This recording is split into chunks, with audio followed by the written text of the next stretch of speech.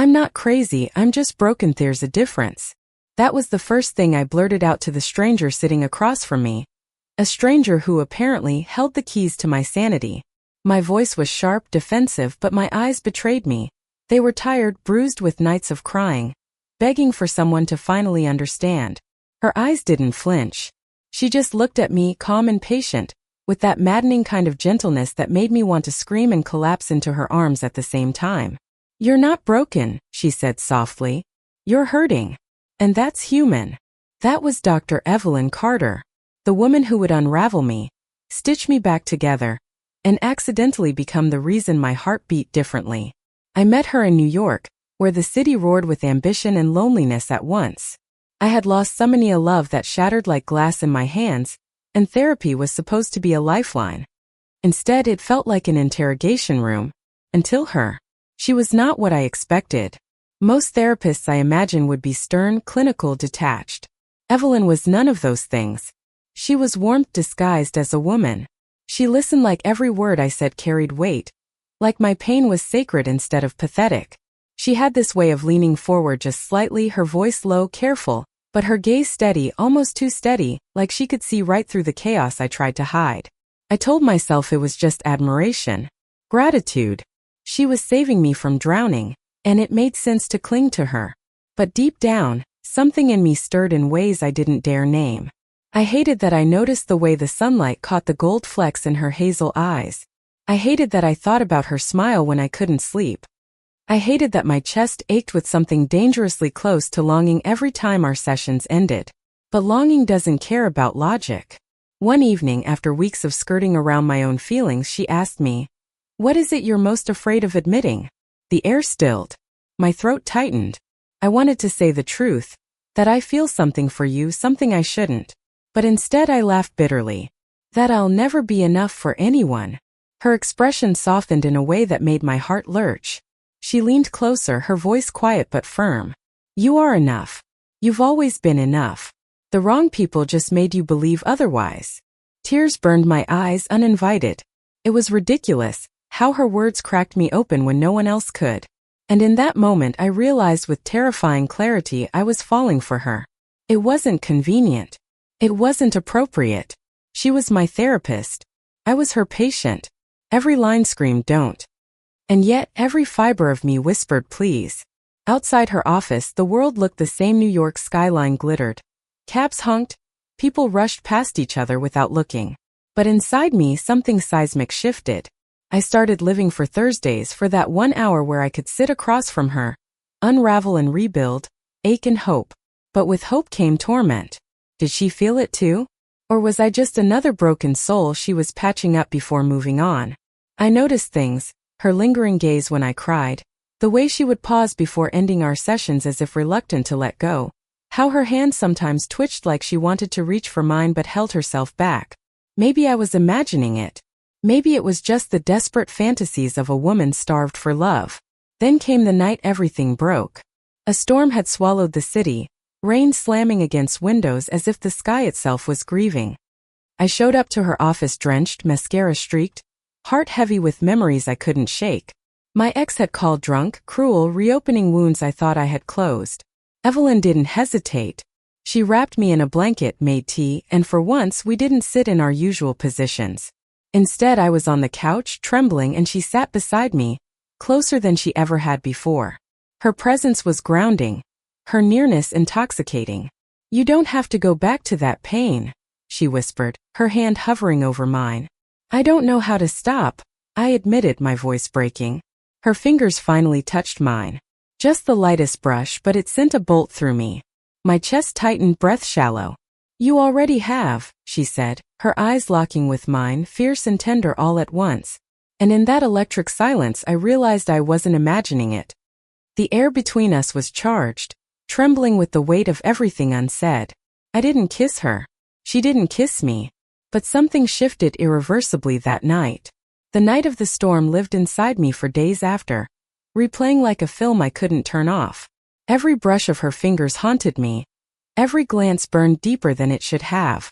Therapy wasn't supposed to feel like this. Therapy wasn't supposed to make my heart race. But love doesn't follow rules, and neither did we. The next session I could barely look at her. My cheeks flushed, my words stumbled, and I kept fiddling with the bracelet on my wrist just to keep my hands from shaking. She, on the other hand, was composed, serene, like nothing had shifted. But I caught it in her eyes, the hesitation, the quiet battle raging inside her. Finally I blurted out, "Are we crossing a line?" The room froze. My pulse thundered in my ears. Evelyn leaned back, took a slow breath, and then met my gaze. "We both know we have to be careful," she said softly.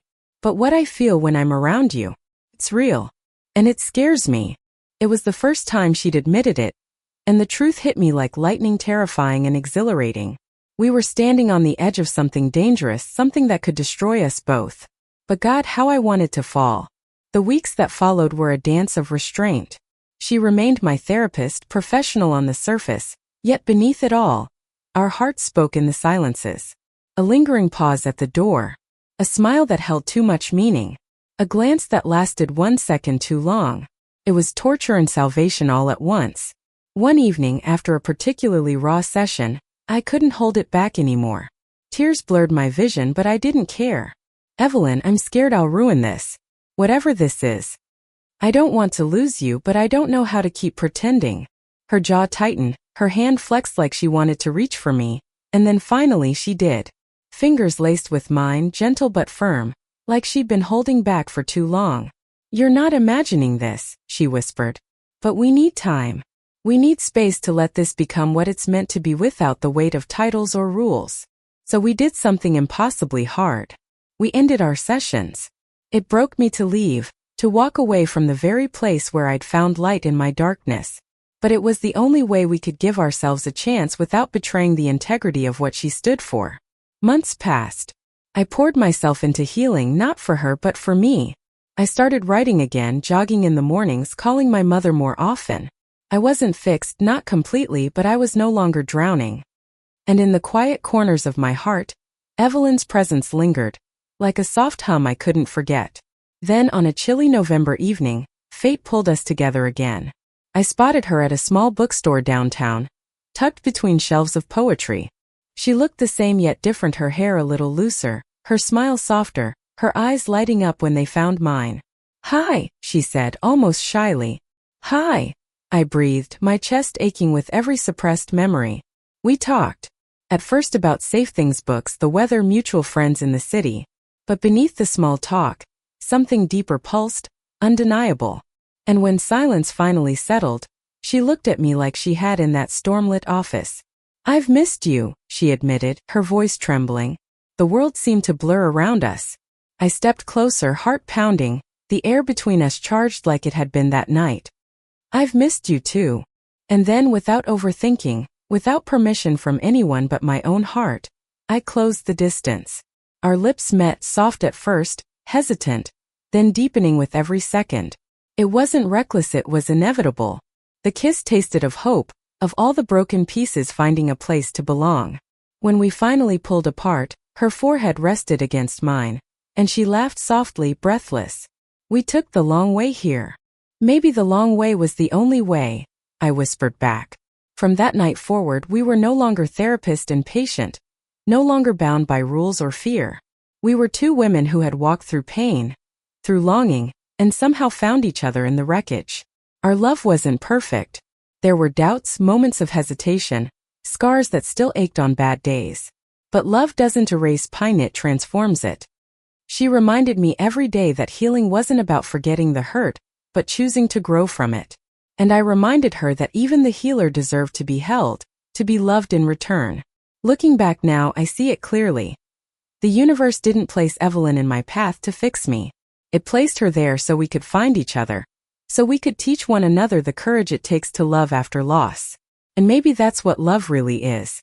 Not a fairy tale, not a rescue, but two souls daring to believe in each other's worth. My heart trembled for her once. Still does. And every day, in the quiet moments when her hand finds mine, I know I was never broken. I was just waiting to be found. Thank you for listening. Like and subscribe to get notifications about next videos.